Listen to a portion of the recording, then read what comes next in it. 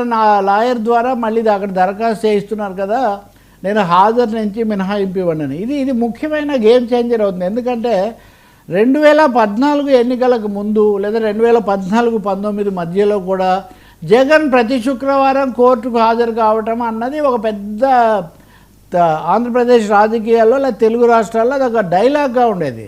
పవన్ కళ్యాణ్ సినిమాలో కూడా, భీమ్లా నాయక్ సినిమాలో కూడా శుక్రవారం కోర్టుకు రావడం అన్నదాన్ని కూడా పెట్టారు. ఓకే, ఎవరున్నా కోర్టుకు హాజరవుతారు, అది వేరే సమస్య. కానీ ఇక్కడ ఇంతకుముందేమో నేను ముఖ్యమంత్రిగా ఉన్నాను కాబట్టి నా విధి నిర్వహణ వల్ల నేను హాజరు కాలేనంటే అప్పుడు మినహాయింపించారు. తర్వాత ప్రతిపక్ష నాయకుడి హోదా అన్నది అది కూడా రాలేదు. రాకపోయినా కానీ ఆ భద్రతా ఏర్పాట్లు అవన్నీ ఉంటాయి కాబట్టి ఆ పేరుతో ఆయన ఇప్పుడు మినహాయింపు అడుగుతున్నారు. బహుశా న్యాయస్థానం మినహాయింపు ఇవ్వొద్దని ప్రభుత్వం తరఫున బలంగా, సిబిఐ తరఫున బలంగా వాదిస్తున్నారు. ఎందుకంటే సిబిఐ లండన్ వెళ్ళడానికి ఇచ్చిన మినహాయింపునే తప్పు పట్టింది. ఆయన తప్పు నెంబర్ ఇచ్చాడు, మమ్మల్ని తప్పుదోవ పట్టించాడని. కాబట్టి ఇప్పుడు సిబిఐ ఎలాంటి స్టాండ్ తీసుకుంటుంది?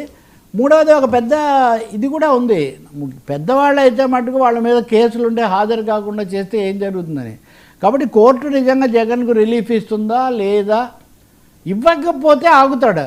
అది కూడా ఇవ్వకపోతే 14వ తారీఖు వస్తారా లేదా అనేది ఒకటైతే, దీని మీద మళ్ళీ హైకోర్టు, మళ్ళీ సుప్రీంకోర్టు, ఈ తతంగం ఇలాగే నడుస్తూ ఉంటుందని ఒక పెద్ద సందేహం కలుగుతుంది. కానీ కీలకమైన అంశం మటుకు Jagan old cases are in the